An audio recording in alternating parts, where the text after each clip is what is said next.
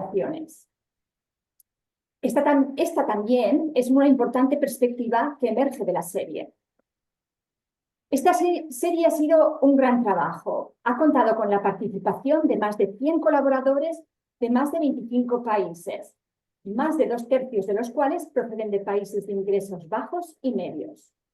Los colaboradores representan diversos ámbitos y también niveles profesionales. Entre ellos tenemos científicos sociales, matronas, obstetras, expertos en género y equidad, epidemiólogos, expertos en salud pública, etc.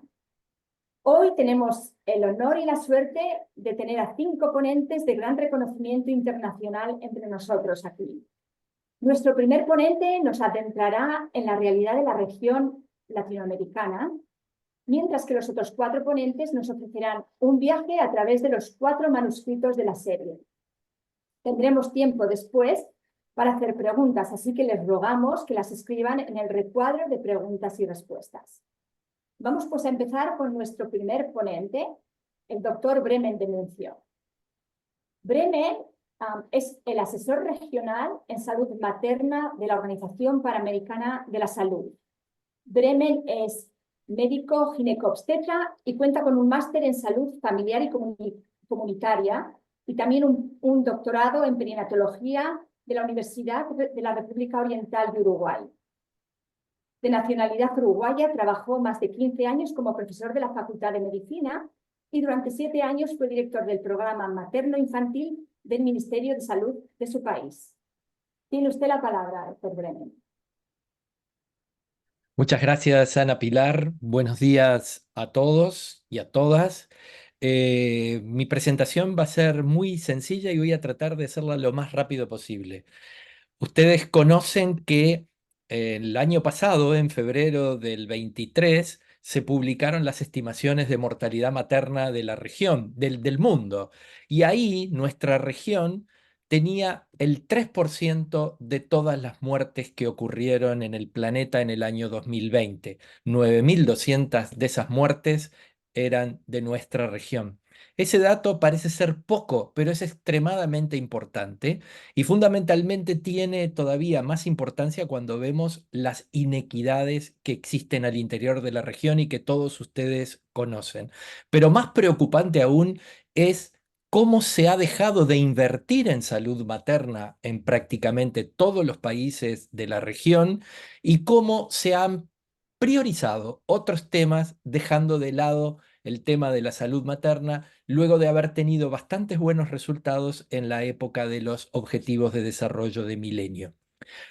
Ese estudio que estamos viendo, que fue las tendencias en mortalidad materna, que fueron desde el año 2000 al 2020 del Grupo Interagencial de las Naciones Unidas, muestran que la mortalidad materna en el periodo 2016-2020 aumentó un 16% en los países de las Américas. Por lo tanto, con ese dato de 9.200 muertes por año, más de una mujer muere por hora por causa materna en nuestra región.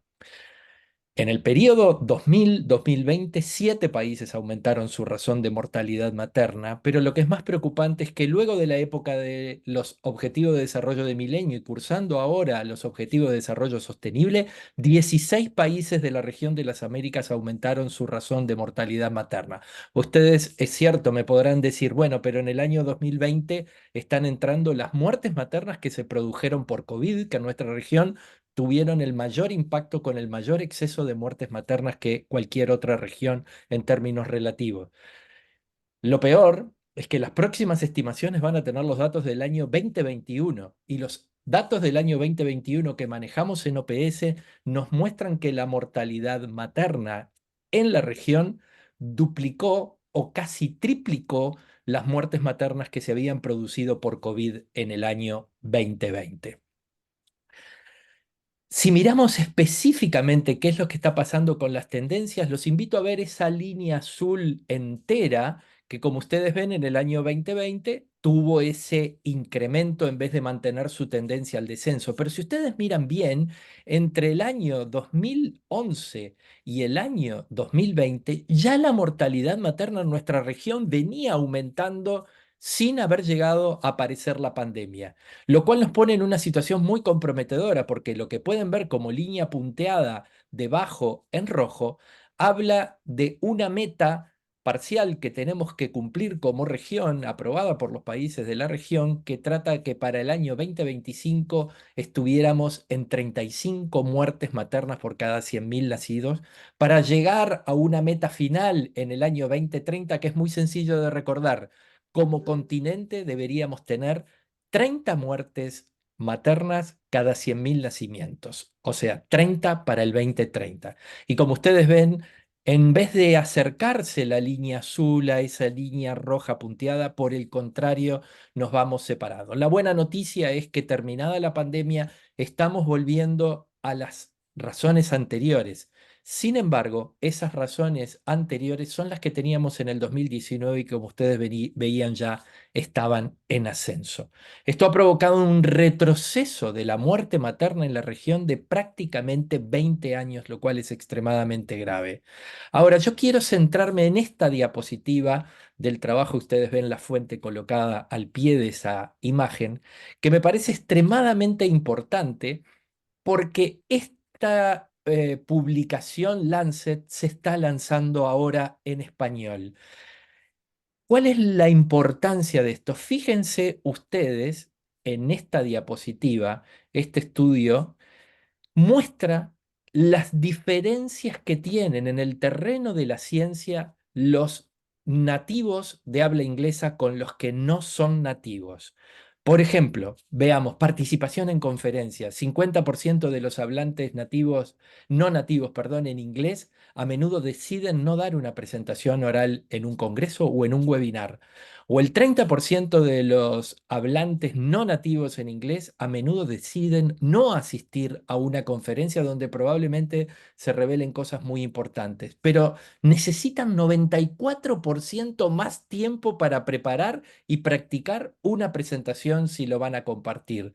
La revisión de artículos, por otro lado, muchas veces en los no nativos tienen un rechazo de sus artículos por causa del idioma 12.5 veces mayor que quienes no hablan, no es su lengua nativa, perdón, que los que como lengua nativa tienen el inglés.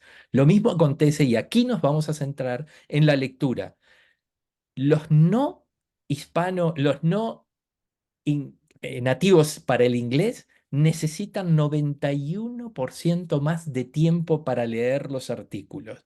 Lo mismo pasa con la escritura y también tienen mayor índice de rechazos. Por eso es que es espectacular que este documento haya sido traducido al español y en eso yo quiero poner el énfasis porque esto trata de disminuir esas brechas que ustedes están viendo en esta lámina.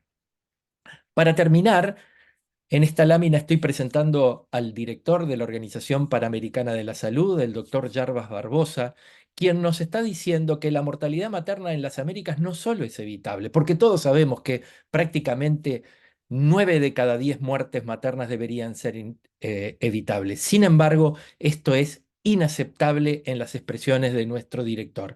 Y ya les comunico que para el 18 de junio próximo, el director está coordinando el lanzamiento de un llamado a la acción a todos los países y a las figuras de los países de nuestra región, tanto de habla hispana, portuguesa, holandesa,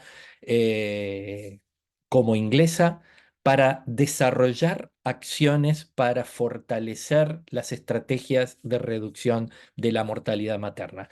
Quiero agradecer a Ana Pilar y a Tina la oportunidad que me han dado de compartir estos pequeños minutos con ustedes. Muchas gracias. Cambio. Muchas gracias, Bremen, por esta breve introducción, que es una llamada de atención y una concienciación de que no nos podemos dormir para conseguir los objetivos de desarrollo sostenible. Muchas gracias. Ahora vamos a pasar a la segunda presentación, que está a cargo del doctor João Paulo Souza. João Paulo es el director del Centro Latinoamericano del Caribe de Información de Ciencias de la Salud, más conocido quizá por BIREME.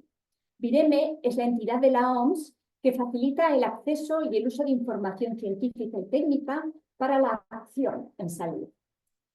Con una formación clínica en salud materna y medicina de cuidados críticos, el doctor Souza desarrolló estudios de posgrado en la intersección de la epidemiología y la salud materna y trabaja principalmente en temas de salud global, con gran interés en la mortalidad materna, los determinantes sociales de la salud, el conocimiento en la acción y la acción en crisis sanitarias. El doctor João Paulo nos va a presentar la ponencia titulada Un análisis global de los determinantes de la salud materna y las transiciones en la mortalidad materna. Tiene usted la palabra, doctor Souza. Muchas gracias, Ana Pilar. Buenos días a todos y todas. Es realmente un placer estar aquí en el día de hoy para hacer esta presentación que hago en verdad en el nombre de un grupo largo de personas que trabajaron para realizar estas análisis. Y el tema que vamos a tratar acá es más que nada poner en perspectiva el tema de la mortalidad, el proceso de producción de salud y bienestar materno y también hablar sobre cómo se producen las muertes y cómo se pueden evitarles. No necesito volver a las estimaciones, ¿no? Que ya no teníamos revisadas por Bremen. Pero decir una vez más, ¿no? La importancia de que la mayoría de las muertes maternas siguen siendo evitables, pero ellas están concentradas en gran medida entre las mujeres socioeconómicamente desfavorecidas. Por eso, ¿no? Es un tema de abrir un poco la perspectiva de la discusión en el sentido de que eh, a lo largo de los años hemos mantenido un enfoque en las acciones en términos de inversiones de las causas biomédicas, ¿no? Enfrentar las causas biomédicas cuando tenemos por debajo de esas causas biomédicas un componente socioeconómico muy fuerte. En este análisis, lo que hicimos fue un trabajo de dos revisiones sistemáticas y también una reanálisis de bancos públicos de datos que componen los indicadores que llevan a los monitoreos de los objetivos de desarrollo sostenibles, ¿no? Entonces hicimos, como he dicho, dos revisiones de literatura, más estas análisis de bancos de datos eh, relacionados con el progreso hacia el desarrollo sostenible. La primera revisión fue centrada en los marcos de los determinantes de la salud materna y la segunda revisión fue una revisión multifuente donde miramos los factores de riesgo y exposiciones asociadas a la mortalidad materna. Eh, como producto de estos análisis, ¿no? Lo que una vez más intentamos desarrollar acá fue un esquema de la producción de la salud materna, ¿no? Empezando con los llamados superdeterminantes, donde tenemos claramente la importancia de los sistemas económico y político, pero también que pasa por el tema de las condiciones ambientales y planetarias. Necesitamos también considerar los aspectos relacionados a la salud, de las características específicas de nuestra especie y también de la cultura. Entonces, a partir de estos superdeterminantes, tenemos los determinantes sociales, tenemos las exposiciones de las cuestiones de estilo de vida y los factores individuales. Yo voy a entrar un poco más de detalles en esto, pero pasando un poco por todo ahora, ¿no? Y la importancia de los sistemas de salud que actúa como un filtro o un modificador de efecto de estas condiciones anteriores en el proceso de producir la salud materna y su bienestar. Entonces, en el tema de superdeterminantes, ¿no? Es súper importante, particularmente ahora, también llamar la atención sobre el tema de las condiciones de nuestra biosfera, el clima, por ejemplo, el tema de los ecosistemas y la manera como manejamos tanto la biodiversidad y la producción de factores que afectan y favorecen la aceleración del cambio climático. las características naturales de la especie, ¿no? Entonces, por ejemplo, es importante considerar como un superdeterminante la endocrinología del parto humano, la anatomía de la pelvis y todo más, y las bases económicas, políticas y culturales de la sociedad.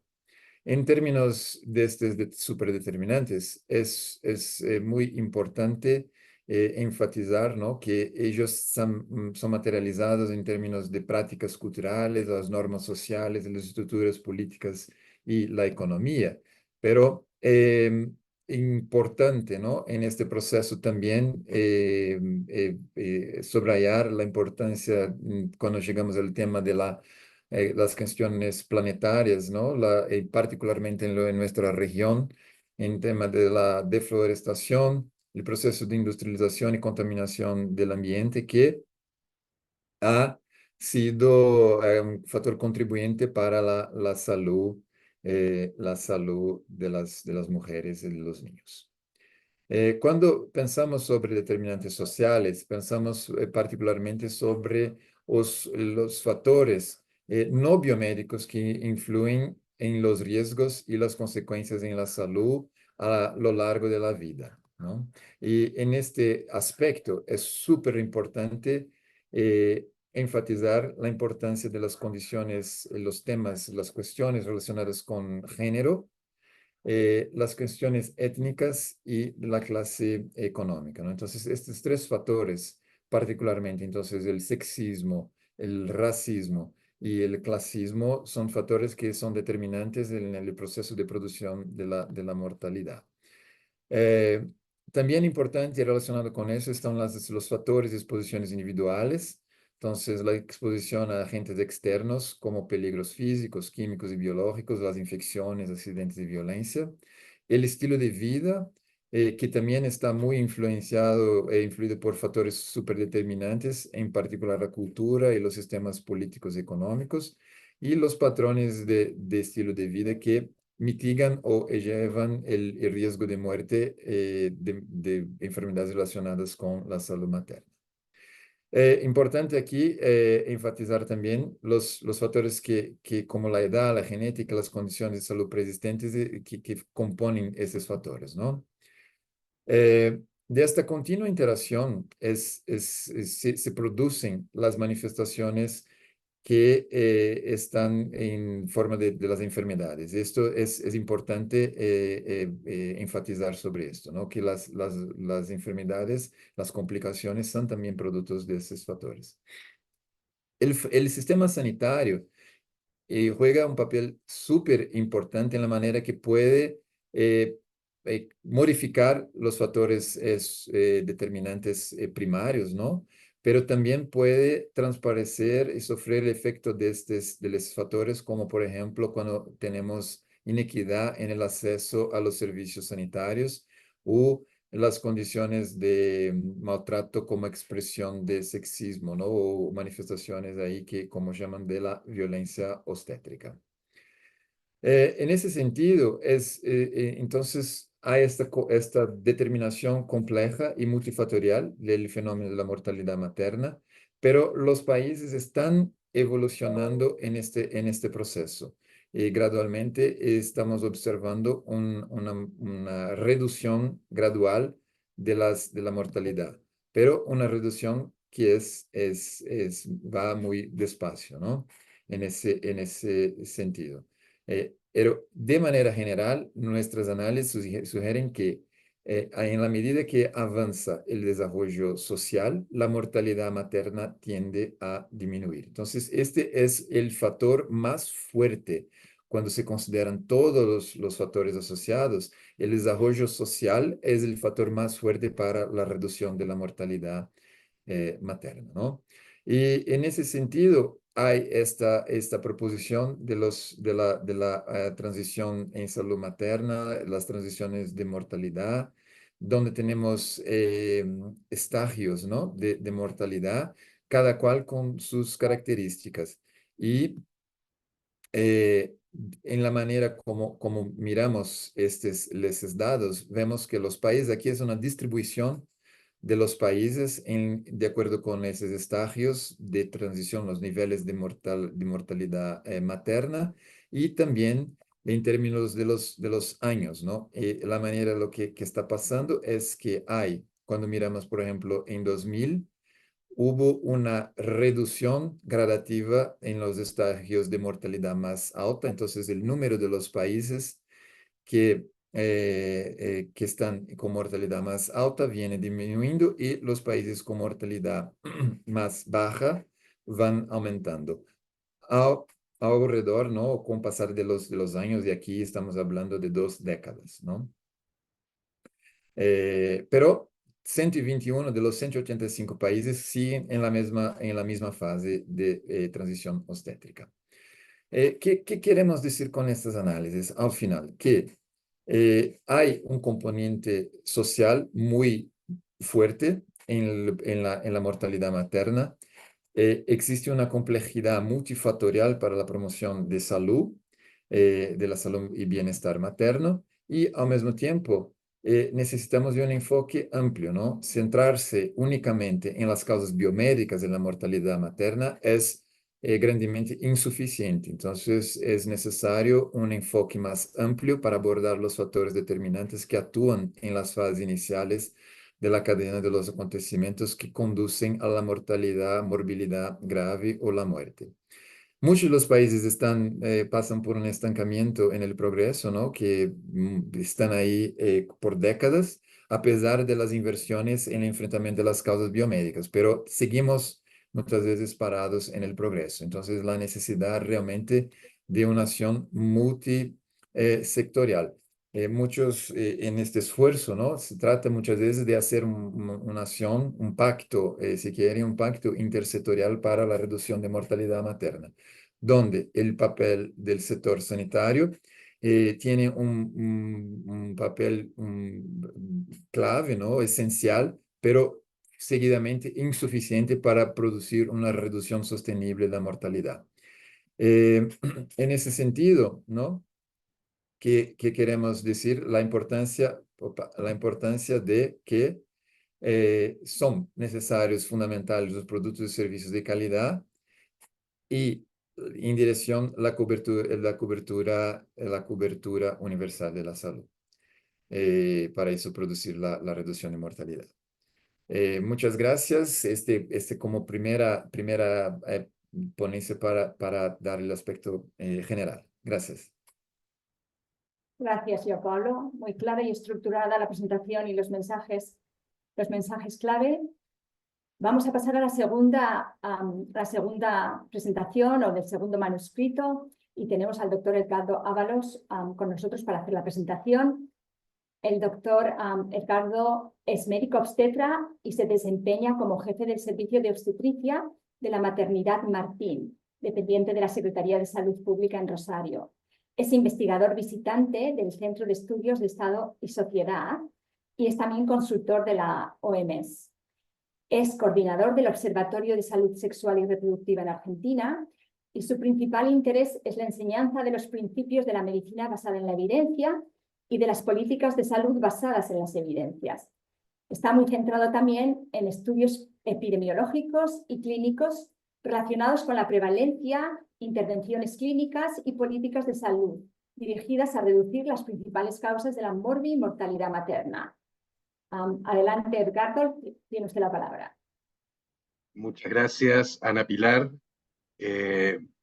Buenos días a todos y todas. La verdad que es un honor también para mí presentar esta segunda publicación de esta serie de publicaciones que en este caso ha sido liderada por la doctora Shakila Tangarican de la Universidad de Birmingham.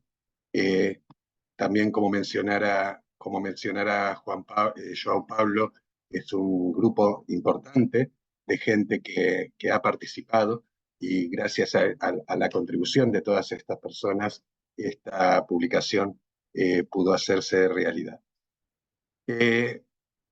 Esta publicación está muy relacionada con lo que acaba de mencionar João Paulo, y se centra en el concepto de la vulnerabilidad, ¿no? Entonces, primero definamos qué es vulnerabilidad. Es un estado en donde una persona está expuesta a múltiples factores de riesgo en el contexto de un sistema que falla en sus estrategias para afrontar o neutralizar los efectos en la salud de esos factores de riesgo. Y particularmente en la salud materna, estas vulnerabilidades están relacionados a los cambios físicos y fisiológicos que se producen durante el embarazo, cambios emocionales, en un contexto de acceso limitado a los recursos sanitarios, y todo esto afectando a las personas gestantes durante todo el proceso de su curso de vida, y particularmente en el embarazo, el parto, el posparto inmediato y aún más allá. Entonces, las metas y objetivos que nos propusimos al momento de pensar en esta publicación es primero mapear el concepto o las revisiones que den luz sobre el concepto de lo que es la vulnerabilidad, y sobre todo la vulnerabilidad en el marco de la salud materno-infantil. Mapear también o buscar información acerca de las asociaciones que hay entre estas vulnerabilidades y los resultados adversos, tanto para la madre como para los recién nacidos, ver si existe o cuál es la dinámica que existe entre esas vulnerabilidades y cómo están interrelacionadas, y buscar evidencias sobre estrategias reparadoras que puedan mitigar o disminuir el efecto adverso de esas vulnerabilidades. Entonces, ¿qué hicimos? Primero, una revisión sistemática de revisiones sistemáticas con estos tres objetivos. Primero, un mapeo de los conceptos de vulnerabilidad. Luego, ver las asociaciones de estas vulnerabilidades con resultados maternos y perinatales adversos a través de estudios de revisiones sistemáticas que incluyan estudios observacionales o aleatorizados en países de medianos y bajos ingresos. Y luego, una revisión de revisiones sistemáticas que incluyan investigaciones clínicas o ensayos clínicos aleatorizados sobre los efectos de las estrategias o las intervenciones destinadas a reducir o mitigar el efecto adverso de esas vulnerabilidades. En cuanto al primero de los objetivos, encontramos 4 revisiones sistemáticas que proveían conceptos sobre la definición o modelos de los conceptos de vulnerabilidad en el contexto del embarazo y el parto. Nosotros tomamos para hacer nuestro propio modelo la revisión de Briscoe, aunque que tiene 3 puntos fundamentales, que son las amenazas, los obstáculos o barreras y las estrategias de reparación, pero en algunos puntos tomamos algunos de los conceptos de las revisiones de Colciago y de Zule, que también agregan otros aspectos que son importantes dentro de este listado que les acabo de mencionar. Encontramos una revisión de Groot relacionada al embarazo y el parto, también muy interesante, pero estaba centrada principalmente en países de altos ingresos. Esta es la tabla que van a encontrar en la publicación, en donde figuran cuáles son esas amenazas, ¿no? Amenazas psicológicas, biológicas, sociológicas, cuáles son los obstáculos o barreras, principalmente que tienen que ver con el estado socioeconómico o de los sistemas de salud, y cuáles son las estrategias de reparación que hemos encontrado en esta revisión de la literatura. Con esto construimos este modelo. Ahora voy a tratar de explicar un poco de qué se trata este gráfico. Vean que en la línea verde superior horizontal, esa es la trayectoria ideal de salud de la mujer, ¿no? Eso es el estado de salud ideal. Y no sé si llegan a ver la flecha, en la línea inferior es el peor estado, o sea, el estado de muerte, ¿no? De discapacidad y muerte.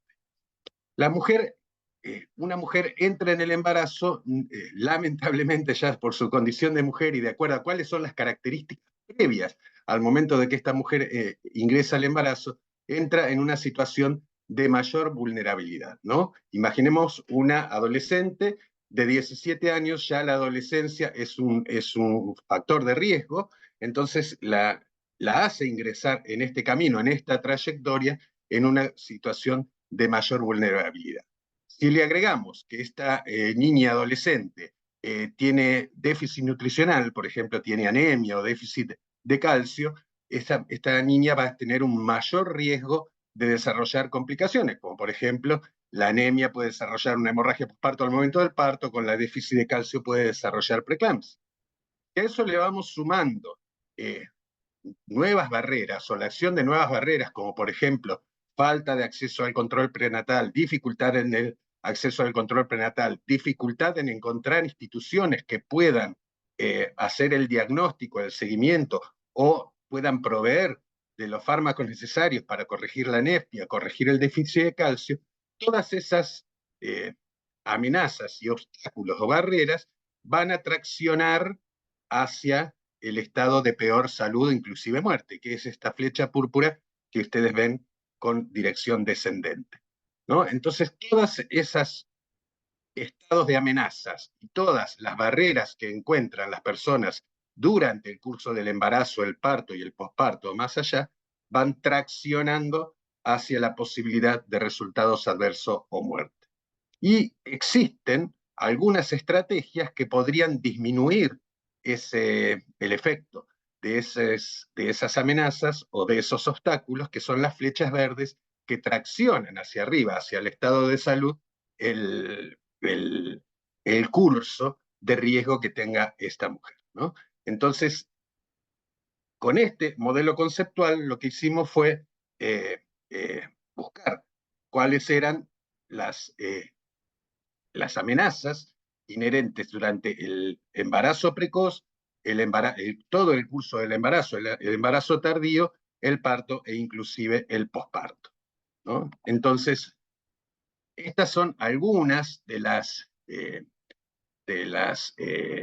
amenazas que nosotros encontramos a partir de lo que está publicado en la literatura. Posiblemente ustedes conozcan, y en sus regiones, muchas más amenazas, pero esto es lo que nosotros encontramos publicado a través de las revisiones sistemáticas de esta revisión de revisiones que llevamos a cabo, ¿no? Entonces vemos que en los inicios del embarazo, cualquier estado de violencia pone a esa mujer o a esa persona en un riesgo mayor de tener resultados adversos. Violencia de la pareja, violencia en los países en donde viven, condición de refugiada, solicitud de asilo, todas esas condiciones ponen en un mayor riesgo de vida a las personas.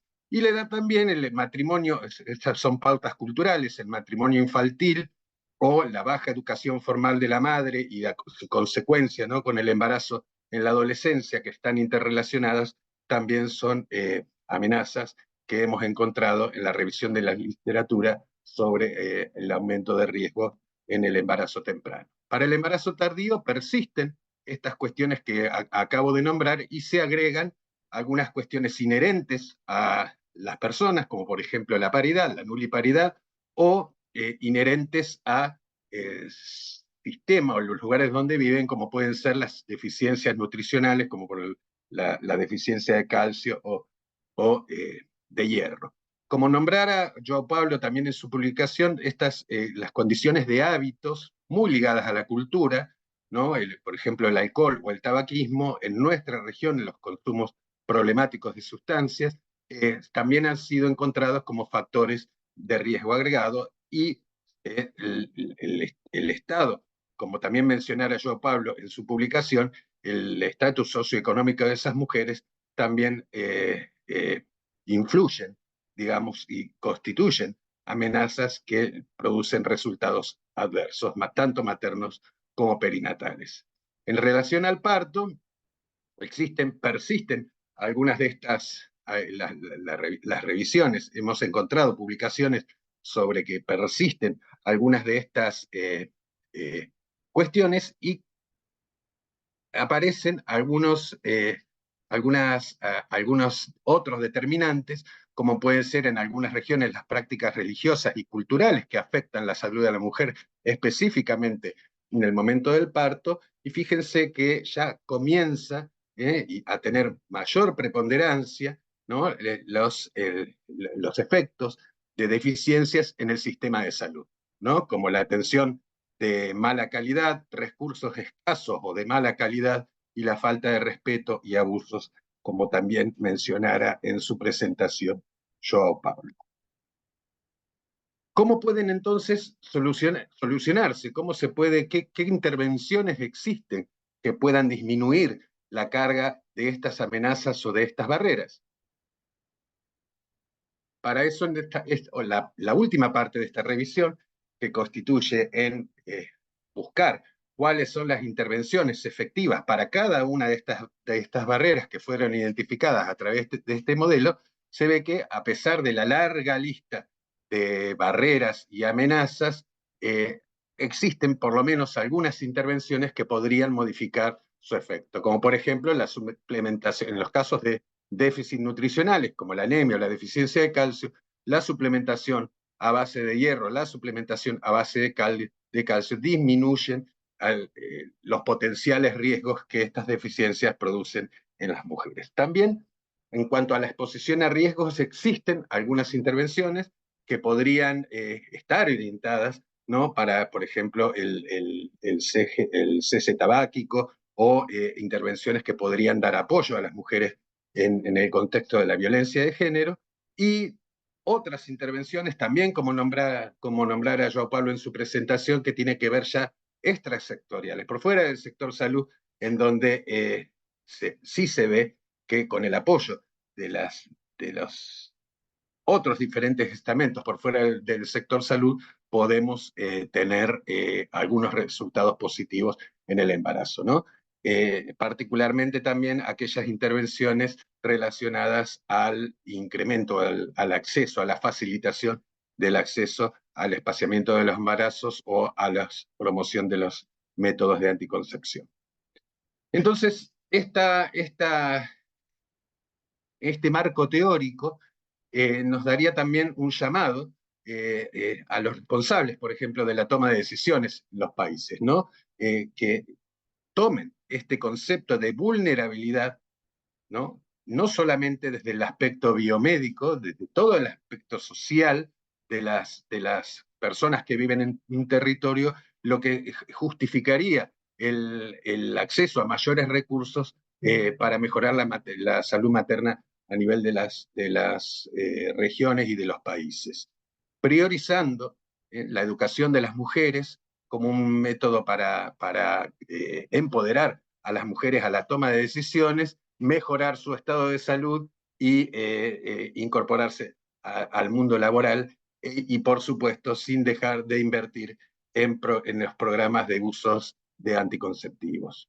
En los profesionales de salud, este llamamiento y la utilización o pensar en este concepto o en este marco teórico es un llamado para que nosotros, los profesionales médicos, cambiemos el enfoque asistencial del embarazo y el parto basado en el síndrome o en la enfermedad, y tengamos en cuenta toda esta amplia gama de evaluación de riesgos y las intervenciones específicas, sectoriales y extrasectoriales relacionadas a este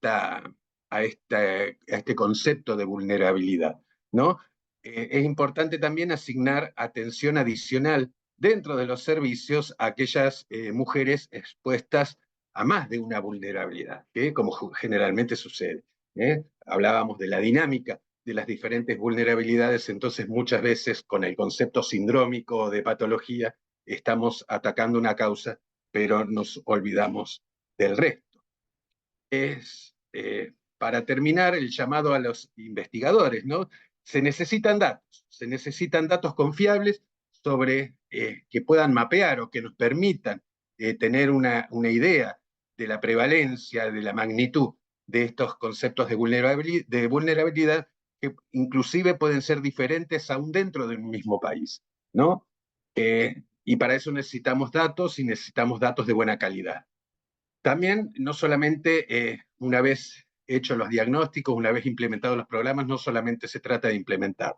Los programas deben implementarse, pero deben evaluarse. Debemos saber qué es lo que funciona, qué es lo que no funciona y cuáles son las estrategias prioritarias dentro de un país y dentro de ese país, dentro de las diferentes regiones en donde muchas veces, como decía Bremen en su introducción, esconden muchísimas inequidades, ¿no? Los promedios muchas veces de un país esconden muchísimas inequidades aún dentro de un país. Hay que identificar y responder a las profundas causas que llevan a las deficiencias del sistema de salud para responder a las necesidades de las mujeres, especialmente las situaciones de maltrato, y por sobre todas las cosas, potenciar la voz de las mujeres, empoderar a las mujeres y a sus familias en los esfuerzos para abordar esta problemática desde este concepto de la vulnerabilidad. Entonces, el primero de los mensajes clave es que las vulnerabilidades en la salud materna giran en torno a tres dimensiones, podríamos resumir, ¿no? Las amenazas, las barreras y las estrategias reparadoras que podrían mitigar el efecto de esas amenazas y barreras. Están todas interrelacionadas entre sí y determinan esa trayectoria de vulnerabilidad de la mujer durante todo su curso de vida, especialmente en lo que nos interesa a nosotros mientras cursa el embarazo, el parto y el posparto.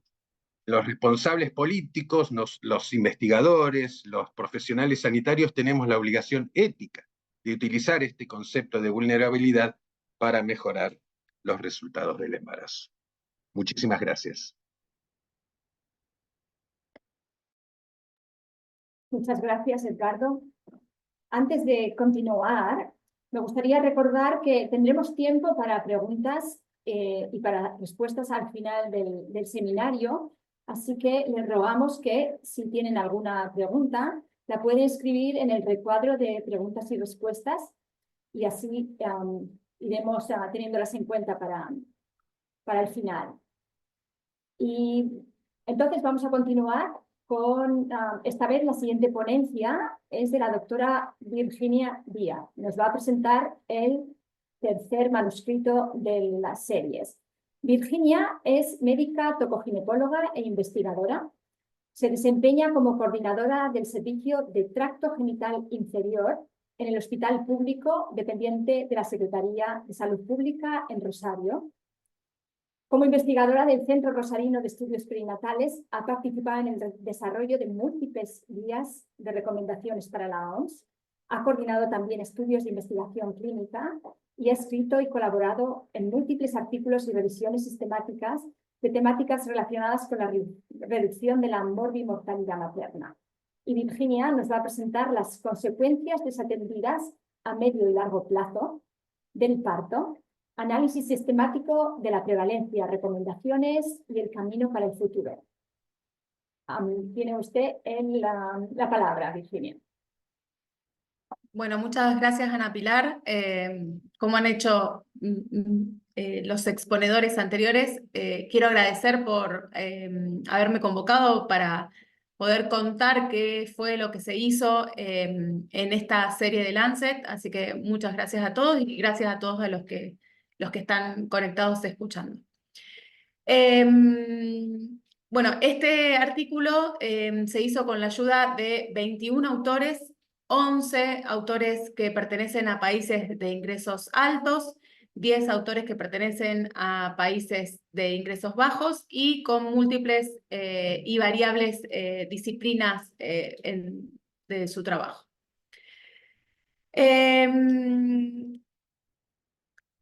Como estuvimos hablando hasta ahora, vimos que existe una tendencia a nivel global de una disminución, a pesar de que en los últimos años ha aumentado un poco nuevamente, de la tasa de mortalidad materna. Y esto se logró a través de estrategias y programas internacionales, regionales y nacionales que han dado prioridad a las estrategias de intervenciones para combatir emergencias obstétricas agudas como la hemorragia posparto, los trastornos hipertensivos del embarazo y la sepsis. Sin embargo, este enfoque particularmente a estas patologías tan graves han generado que otras complicaciones a largo plazo y a menudo crónicas que surgen directamente del parto se hagan menos visibles o sean ignoradas de forma completa. Habitualmente estas complicaciones ocurren luego de las 6 semanas del posparto, que es el periodo que nosotros llamamos puerperio inmediato, puerperio de los 42 días, cuando las mujeres ya dejan de estar dentro del control o la atención de su puerperio.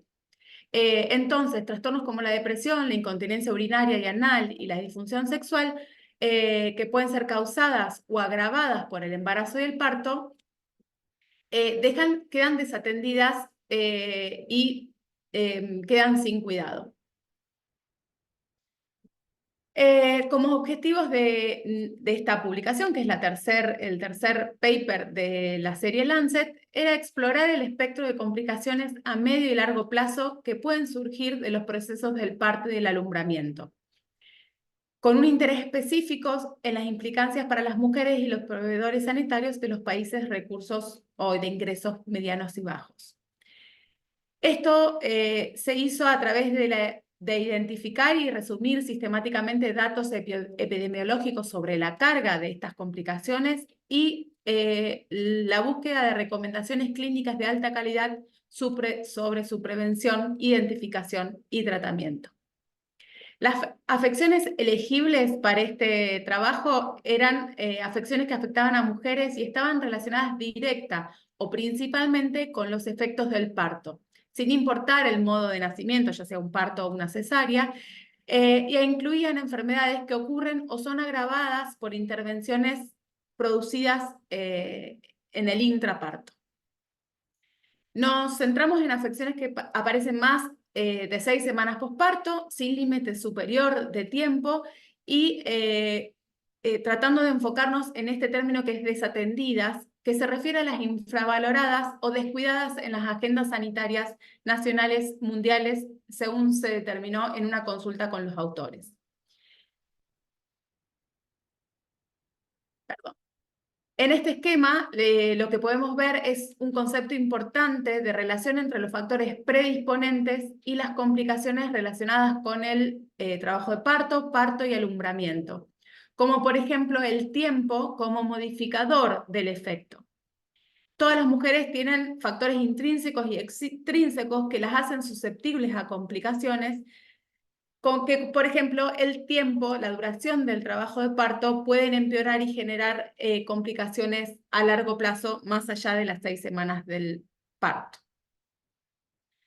Lo que hicimos fue buscar sistemáticamente los mejores estimadores de prevalencia e incidencia disponibles de condiciones adversas que ocurren a largo plazo luego del trabajo de parto y del alumbramiento.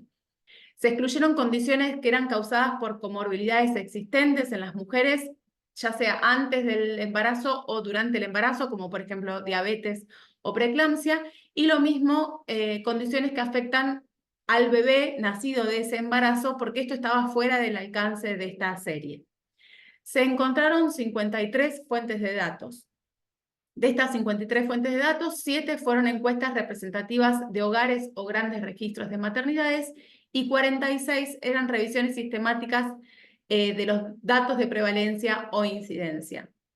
A estas 46 revisiones sistemáticas se le aplicó la herramienta AMSTAR para identificar la calidad de esas revisiones sistemáticas y se encontraron 26 revisiones sistemáticas de calidad críticamente baja, 12 revisiones sistemáticas de calidad baja, 6 de calidad moderada y solamente 2 de calidad alta.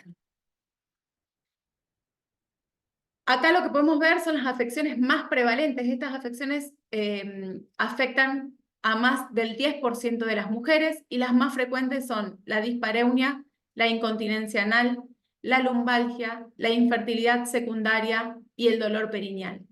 También vemos otras afecciones que tienen una alta prevalencia, pero que esa prevalencia, dependiendo de las fuentes de datos, era diferente y variable, como por ejemplo la incontinencia urinaria, que puede ir a casi un 8% hasta un 31-32%, la ansiedad, la depresión y la tocofobia.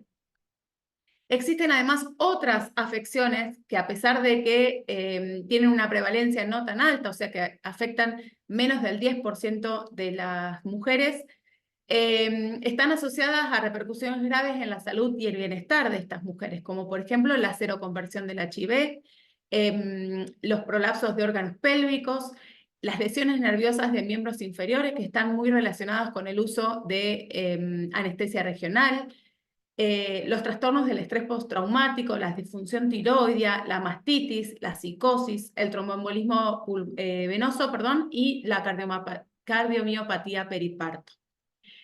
De otras afecciones, la lista era mucho más larga, de afecciones preespecificadas, no se pudo identificar ningún dato válido, como por ejemplo la prevalencia de trastornos de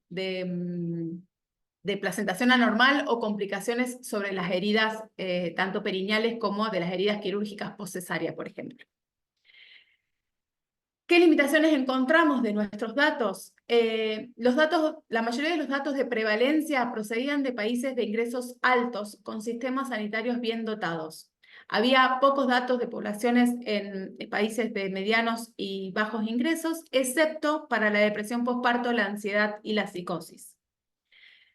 Muchas de las enfermedades tenían una diferencia grande en las publicaciones sobre la prevalencia, porque se veían afectados por las herramientas de medición y el muestreo basado en la población o en las instituciones de salud. Lo mismo para las estimaciones en los países de ingresos bajos o medianos, tendieron a basarse en estudios de muestreo basados en instituciones de salud que son más proclives a producir resultados sesgados. La segunda parte de esta publicación era buscar recomendaciones de alta calidad. Se hizo una búsqueda sistemática en varias fuentes de datos, de recomendaciones publicadas entre 2010 y 2022, por 72 organizaciones diferentes. Se investigaron 156 recomendaciones, de las cuales 46 eran de alta calidad. Estas 46 recomendaciones se referían a 19 de nuestras afecciones, de nuestras complicaciones de interés. Las recomendaciones procedían de países de ingresos altos como Reino Unido, Europa, de otros países de Europa, Estados Unidos, Canadá y Australia. No había ninguna recomendación elaborada por organizaciones con sedes en países de ingresos medianos o bajos, aunque 7 de estas recomendaciones eran directrices de la Organización Mundial de la Salud que están enfocadas para ser de uso internacional y específicamente para países de ingresos medianos o bajos. Las recomendaciones más frecuentemente encontradas eran sobre depresión postparto, sobre incontinencia urinaria, sobre complicaciones uterinas y de las heridas y sobre ansiedad postparto. Como asuntos claves en todas las directrices fue la necesidad de que los proveedores sanitarios tengan en cuenta una amplia gama de problemas funcionales, emocionales, conductuales, sexuales y de calidad de vida que afectan a las puérperas. Varias de las recomendaciones indicaban la necesidad de evaluaciones clínicas sistemáticas o cribados formales mediante herramientas validadas para identificar a las mujeres en situación de riesgo o con trastornos adversos. No debe desaprovecharse la oportunidad de identificar afecciones lo antes posible para poder iniciar el tratamiento con prontitud. Como resumen de todo esto, una atención oportuna, centrada en la mujer y basada en pruebas científicas es la estrategia preventiva o reparadora más eficaz para muchas complicaciones. Mensajes para llevar a casa. Urge someter estas afecciones a procesos de medición más frecuentes y mejores. Notamos a través de esta publicación la escasez de pruebas de prevalencia, que la mayoría de los datos de prevalencia proceden de países de ingresos altos con sistemas sanitarios bien dotados que no serían generalizables para nuestra región. Datos limitados a nivel poblacional procedentes de países de ingresos bajos y medianos, excepto para la depresión postparto, la ansiedad y la psicosis. Y es necesario el desarrollo de herramientas de medición y diseños de estudios estandarizados para tener datos de prevalencia fiables, comparables y representativos de la población. También, para hablar sobre las recomendaciones, el desarrollo de recomendaciones basadas en la evidencia son un paso adelante necesario. Vimos que existen directrices de alta calidad para algunas enfermedades, para ciertas enfermedades, pero que están desarrolladas principalmente para países de ingresos altos. Las recomendaciones destacan la importancia de una atención de buena calidad en el parto, las evaluaciones clínicas sistemáticas y el cribado de las puérperas, y Además, identificar precozmente a las mujeres en riesgo y tratarlas con prontitud. Hace tiempo que deberían haberse desarrollado y puesto a prueba modelos de atención postnatal novedosos, resolutivos y centrados en la mujer que puedan funcionar para las mujeres de entornos con recursos limitados. Se necesitan oportunidades de establecer servicios sanitarios que adopten modelos de atención multidisciplinar que garanticen que las afecciones se identifiquen con prontitud y reciban la atención que merecen. Esto es un llamado a la acción para un mayor reconocimiento, mayor medición y una mayor acción colectiva para que todas estas entidades y afecciones crónicas causadas en las mujeres más allá de los 6 semanas del conocido puerperio sean tenidas en cuenta y que sean manejadas correctamente. ¿Qué podemos hacer hoy? Mejorar los dispositivos asistenciales actuales a través de la prevención, para la identificación y para atender mejor a las mujeres con complicaciones a mediano y largo plazo. Darle acceso a las mujeres a la información sanitaria sobre prevalencia, prevención y gestión, y amplificar las voces de las mujeres, las organizaciones de consumidores y los grupos dirigidos por la comunidad en este ámbito. ¿Qué podemos hacer mañana? Repensar el posparto. Esto que decíamos, ¿son los 42 días del puerperio algo adecuado y consentido o tenemos que pensar que el puerperio dura más que 42 días? Debemos intervenir en investigación y recomendaciones epidemiológicas y de intervención basadas en la evidencia. Optimizar las políticas sanitarias para satisfacer las necesidades reales de las mujeres. Ahora les voy a leer algunos testimonios de mujeres que dicen, por ejemplo, después de mi atención postnatal de 6 semanas me sentía perdida. La atención estaba tan centrada en el bebé que no me di cuenta que no me estaba curando bien. Nunca pensé en ir al médico porque creía que esto era algo supuestamente normal. No era consciente de que podían darse complicaciones aunque el parto hubiera ido bien. Alrededor de 8 meses después del parto, quise volver a hacer ejercicio con normalidad, pero enseguida me di cuenta de que me resultaba doloroso y tenía que ir corriendo al baño. Hice los ejercicios del suelo pélvico que nos dicen que hagamos justo después del parto, pero no era suficiente. Me encantaba jugar al fútbol, pero enseguida me di cuenta de que no iba a poder seguir haciéndolo. Sigo añorando con tristeza mi yo anterior al bebé y todo lo que podía hacer. Muchas gracias. La palabra para Ana Pilar. Muchas gracias, Virginia, y muchas gracias por transmitirnos tan claramente lo importante que es mirar a largo plazo y no quedarnos solo en el inmediato, en los 40 días, en los 10 días, en el tiempo en que está en el hospital. Y no solo es importante, sino que además es humano, es una necesidad humana. Muchas gracias. Vamos a pasar pues ya a la última presentación. Tenemos con nosotros a la doctora Cathy Williams. Cathy es consultora técnica de la OMS, donde su trabajo se centra en reducir las muertes y discapacidades prevenibles debidas a la hemorragia posparto o el sangrado excesivo después del nacimiento. Anteriormente, Cathy trabajó para el Instituto de Efectividad Clínica y Sanitaria y la Escuela Gillings de Políticas Públicas Globales de la Universidad de Carolina del Norte. Cathy ha contribuido a la Corte Suprema de los Estados Unidos, la Oficina de Derechos Civiles de los Estados Unidos y el Comité de Medios y Arbitrios de la Cámara de Representantes de los Estados Unidos. Cathy tiene un doctorado en salud materno-infantil de la Escuela Gillings de Salud Pública y es becaria Roster y Robertson. Por favor, Cathy. Gracias, Ana Pilar. Gracias, Ana Pilar, y muchas gracias a vos y a todo el panel de presentadores por invitarme a participar en ese webinario sobre esa serie tan importante sobre la salud materna y cómo abrimos fronteras nuevas para el futuro, ¿no? Entonces, en ese último artículo nosotros nos enfocamos en la equidad. O sea, hablamos en toda la serie de la desigualdad, de la inequidad y las ramificaciones que tiene para la salud materna. Pero en ese artículo en específico nos enfocamos en la equidad. Realmente, ¿cuáles son las distintas herramientas que tenemos para abordar ese tema de equidad? A ver, no sé si puedo pasar la diapo. Ahí va. Entonces, con ese paper tuvimos también un grupo de 15 coautores de todas las regiones del mundo en la OMS.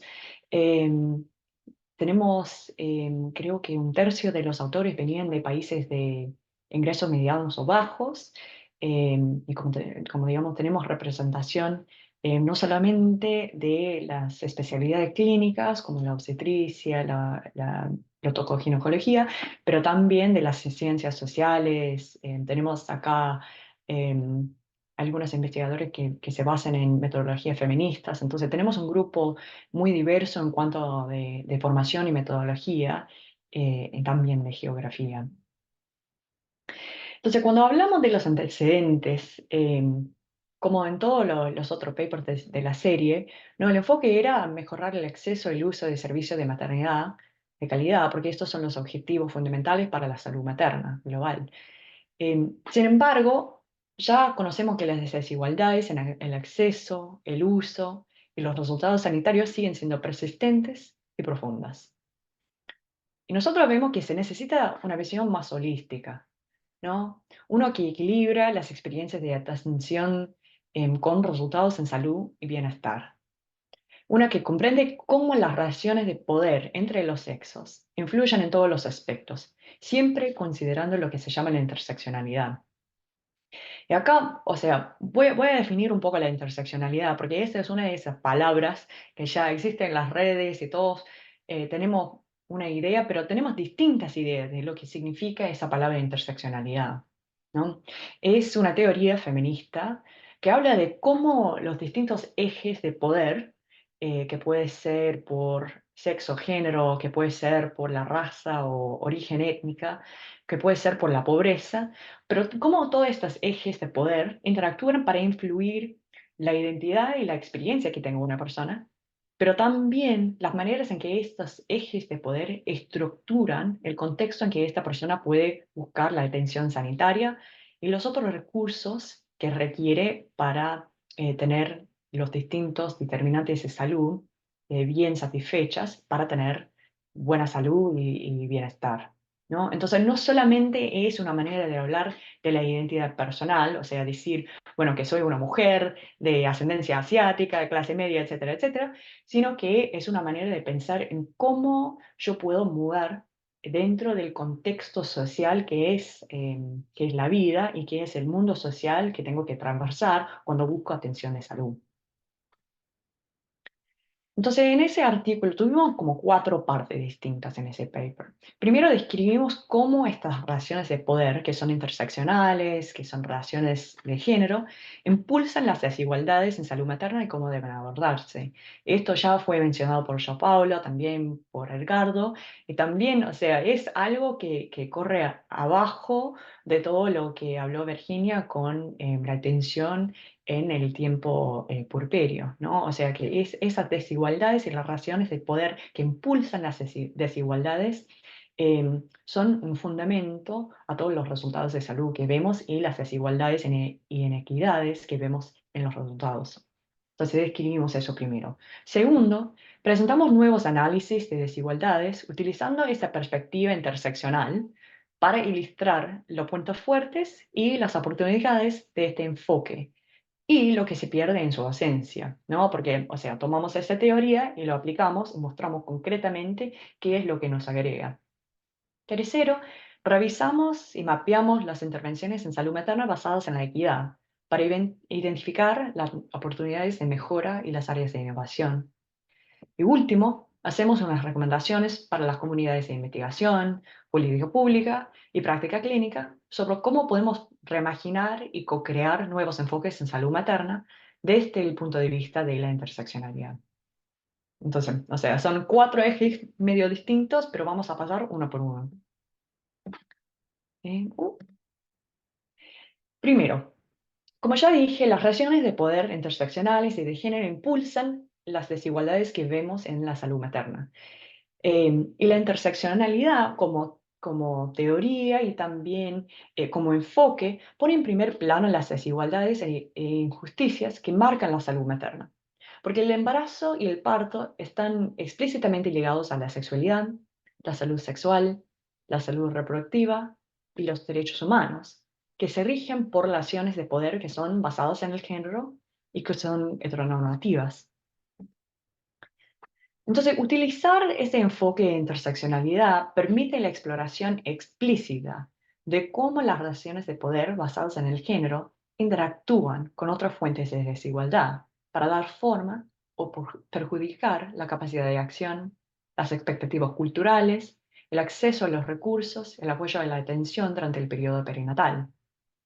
Este enfoque también anima a ir más allá de las conceptualizaciones y mediciones excesivamente simplistas de la desigualdad que tenemos, para explorar cómo las identidades y las estructuras sociales se entrecruzan y contribuyen al poder / privilegio y la opresión / exclusión.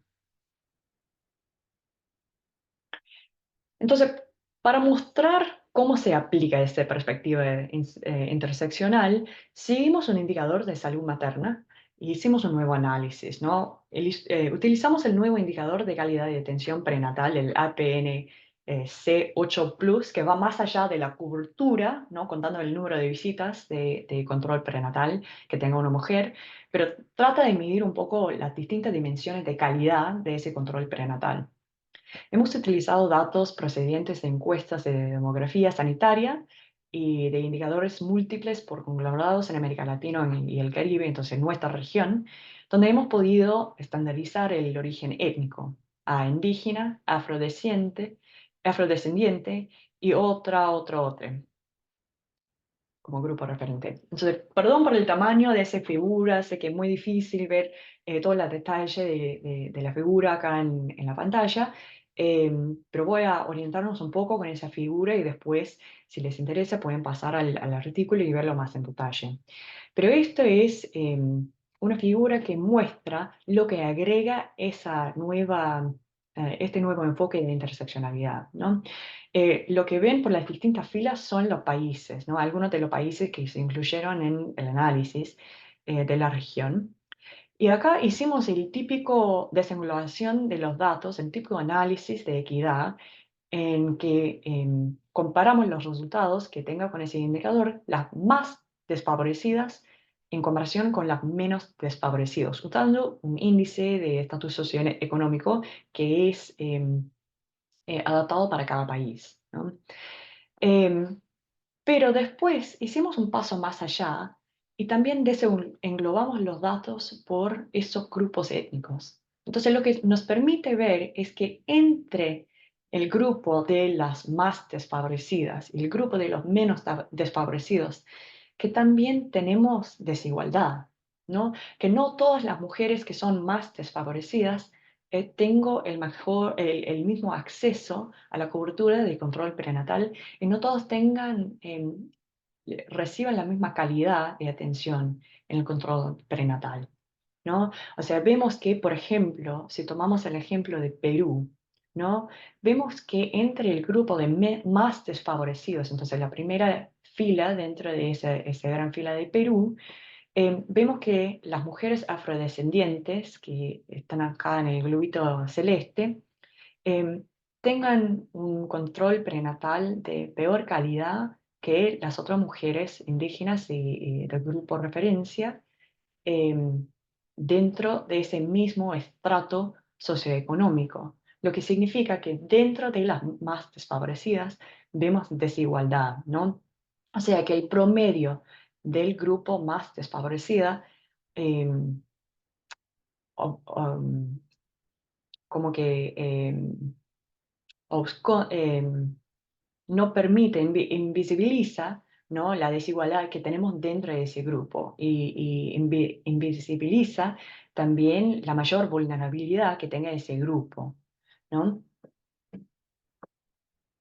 Entonces, ya viendo el problema y las desigualdades que tenemos, ¿qué tenemos como intervenciones para cambiar ese panorama?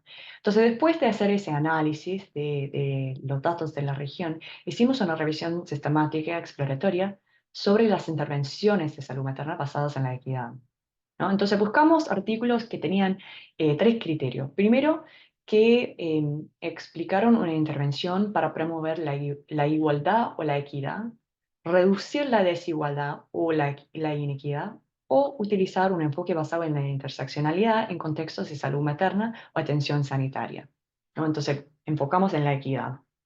Segunda, buscamos estudios que fueron ensayos aleatorios o no aleatorios, estudios pre-post, series de tiempo interrumpido, evaluaciones realistas u otros diseños de estudio que han comparado las intervenciones con la atención habitual. O sea, buscamos estudios comparativos de distintas metodologías, ¿no? No nos restringimos solamente a los ensayos clínicos, sino que ampliamos un poco, pero siempre buscando estudios que tenían un comparador. Y tercero, buscamos estudios que tenían una evaluación cuantitativa incluida, ¿no? O sea, muchos de los estudios sobre la equidad, sobre la desigualdad, sobre la interseccionalidad son muy cualitativas, pero esto nos dificulta un poco comparar las distintas intervenciones. Entonces buscamos estudios que tenían datos cuantitativos para tratar de enfocar en el tipo de evidencia que buscamos cuando evaluamos las intervenciones. Esta revisión sistemática nos mostró resultados interesantes e importantes, ¿no?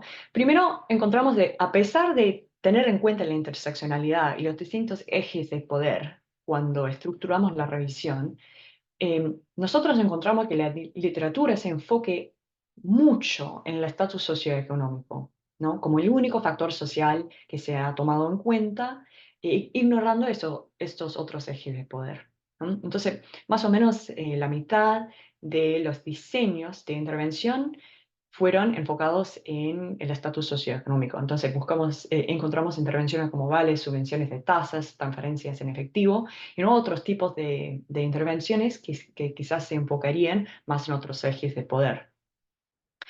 Arriba de la mitad de las poblaciones destinarias también fueron definidas como personas en situación de pobreza o inseguridad alimentaria. Y encontramos que arriba del 80% de las evaluaciones de los resultados, ¿no? Desenglobamos solamente por nivel de riqueza, o sea, no hubo una manera de ver los resultados por los distintos grupos étnicos, por ejemplo, entre la residencia rural versus urbana, o otros tipos de vulnerabilidad o otros parámetros de los ejes de poder que nosotros podíamos pensar que serían importantes. Específicamente encontramos pocas intervenciones que han tenido como objetivo específico mejorar las desigualdades raciales o étnicas, o que se han estado dirigidas a personas de minorías étnicas o grupos indígenas, a pesar de que cuando vemos los datos vemos que son los grupos de mujeres afrodescendientes o las mujeres indígenas que tengan menor acceso y que tengan peor resultados de salud, ¿no? Entonces, lo que encontramos fue en la literatura, solamente un cuarto de los resultados registraron el lugar de residencia, la edad, la raza o etnia de la mujer, la cultura o el idioma. Entonces, a pesar de que sabemos que ese es un aspecto muy importante de la identidad y también de la manera de acceder a los recursos que tienen las mujeres, no estamos viendo este aspecto de su identidad y su experiencia. Y menos de 10% de los resultados fueron registrados en función de la situación laboral, el género, la religión o la condición de inmigrante o refugiado.